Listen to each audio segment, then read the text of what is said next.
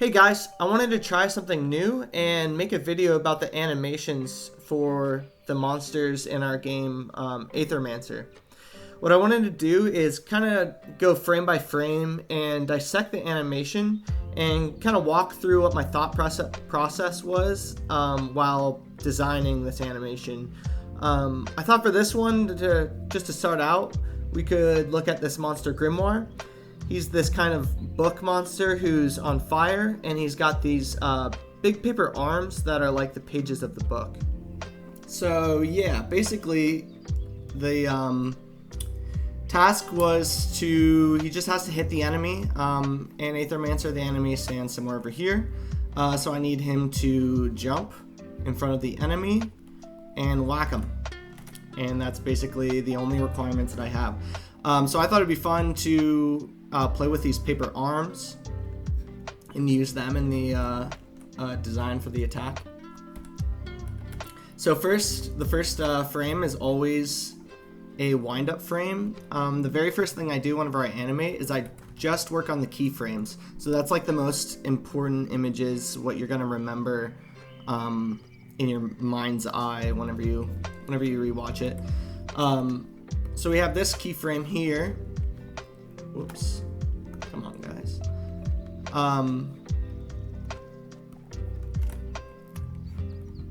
It's not the greatest frame because we got these like action lines and they don't really point in the same direction. This one kind of goes like this. This goes up here, and it's just kind of awkward. Whenever we design a pose, we really want it to just be kind of flowy, like everything's kind of works together. I mean, it's not terrible, but it's a little stiff, but it'll work for just our anticipation pose. It's not really that important. So he's getting ready to jump up. Then this is his flying pose. This one, if I were to do this animation again, I'd probably redo it. The arms are pretty off model, meaning that like they get a lot smaller. See how long this arm is? Like this. I'm just gonna be destroying my own animations during this whole time. I'm gonna get fired because of this. Yeah, see how much shorter that is? It's not great. The other thing that's not great about it is like these angles again don't point in the same direction. If you were to just see this frame out of context, you wouldn't really know that you might guess that it's a jumping frame, but it's not great. But anyways, moving on. Okay, so this is his initial landing frame. Maybe I'll just run through the animation real quick. So the idea is he jumps forward, swings, his arm comes out whoosh, like that, almost like a big whip. Then he pulls it back after that. Then he jumps back. So that's the whole animation. All right.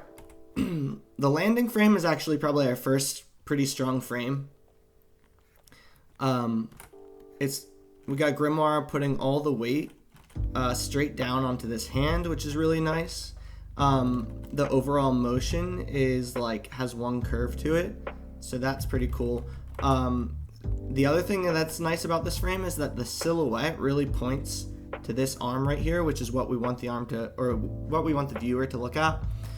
So I really like this frame. Has nice action lines. You can really feel that like right after this arm is gonna be whipped forward in that motion. And that's exactly what you want. You want the viewer to kind of know what's going to happen before it happens. And it makes a really satisfying motion.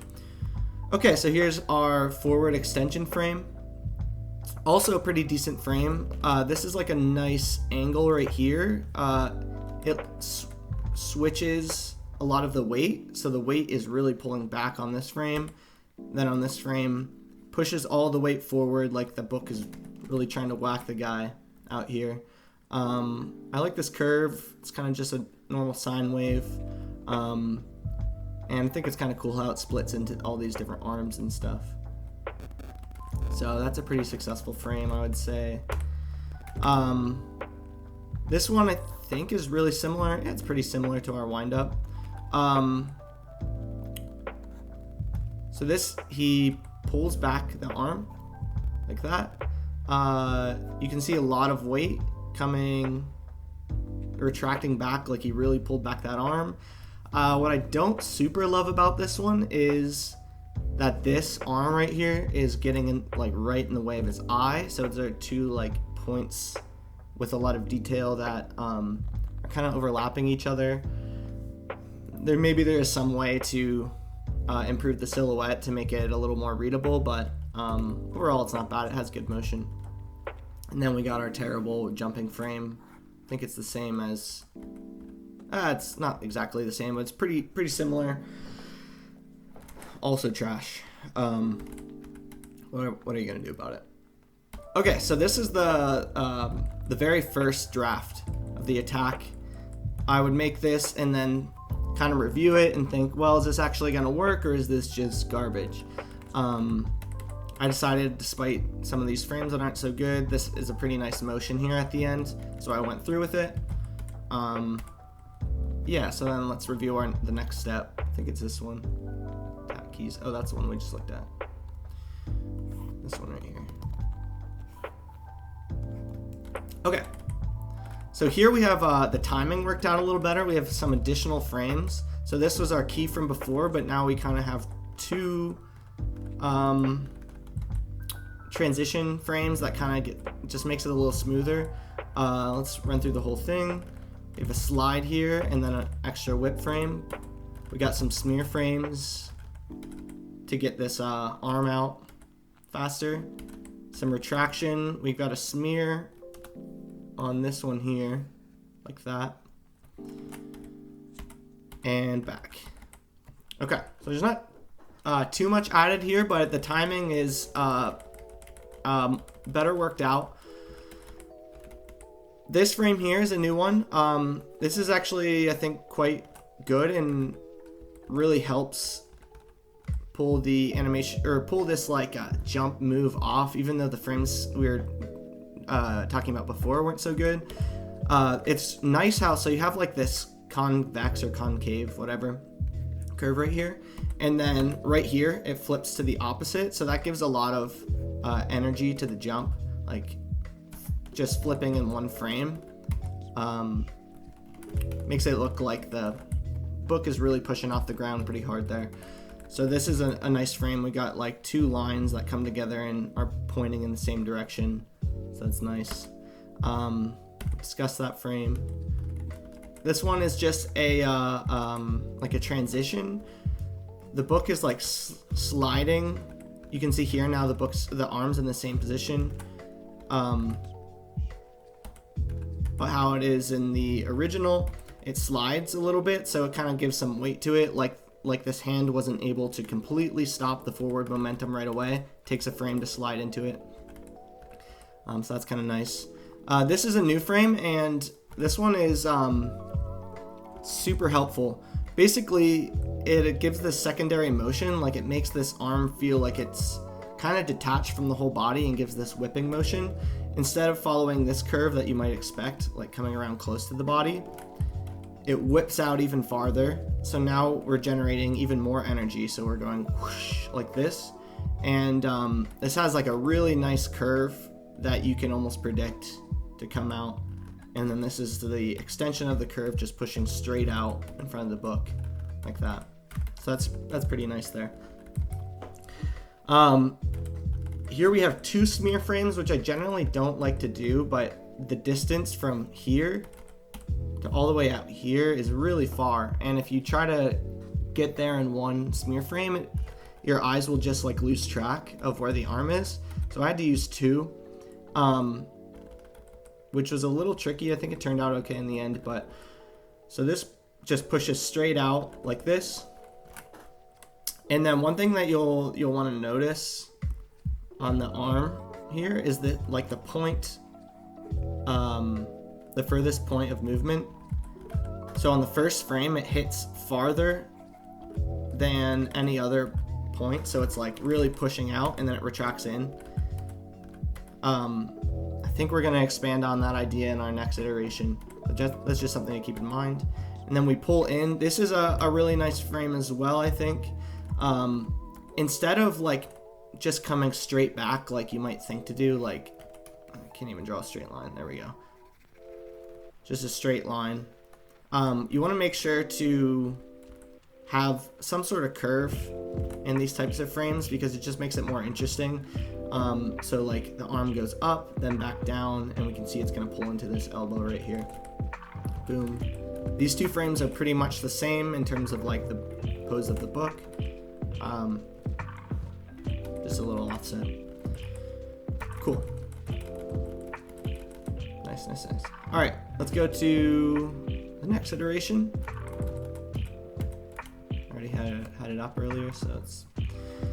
All right, so... Yeah, the fire is already, you can see I kind of rendered out the fire. These frames are more finalized.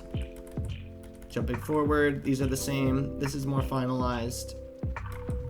Whip. Okay, the main thing that's different here is now we animated this arm kind of like wiggling while it's out.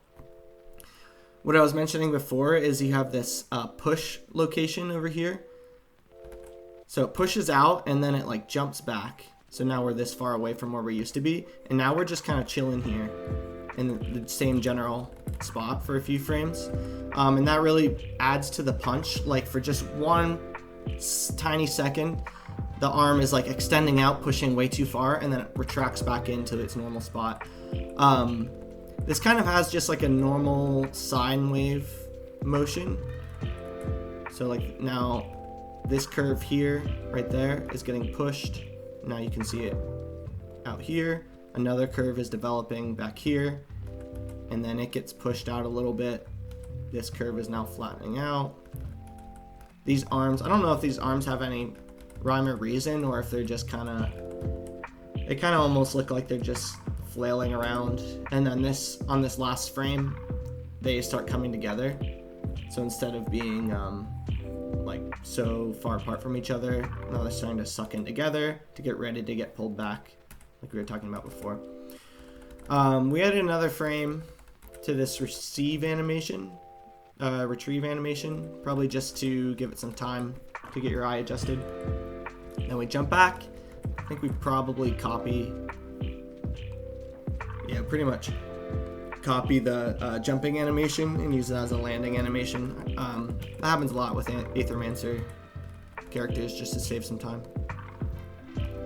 Alright, cool. And let's see what the last one looks like. I think this is just fully finished animated fire. The last thing I do is usually render this fire because it's behind everything. Doesn't really affect the meat of the animation. Yeah, this frame really... Oh, and we got this little tongue movement. That's always fun. It's a little detail. It's kind of falling behind. Then it whips forward. Now it's like up here. Now it's falling back down. Yeah, it doesn't add too much to the core of it, but it's just a fun little detail that gives it a little extra flavor. Yeah, this frame here is like doing so much work. It really sells this pose right here. Like that gives it so much energy. This wide curve coming out around. You can really feel what's gonna happen next. Boom, pull back. This is also one of my favorite frames, that angle on there. Just has a lot of energy as opposed to just if it were straight back. So yeah, overall I think I'm pretty happy with this animation. If I were to do it again, definitely some things I would change. This frame right here, it's a turd. But overall I think it's pretty solid. The character is really unique. I really like the design, and it was just a lot of fun to work on. So cool. Thanks for listening.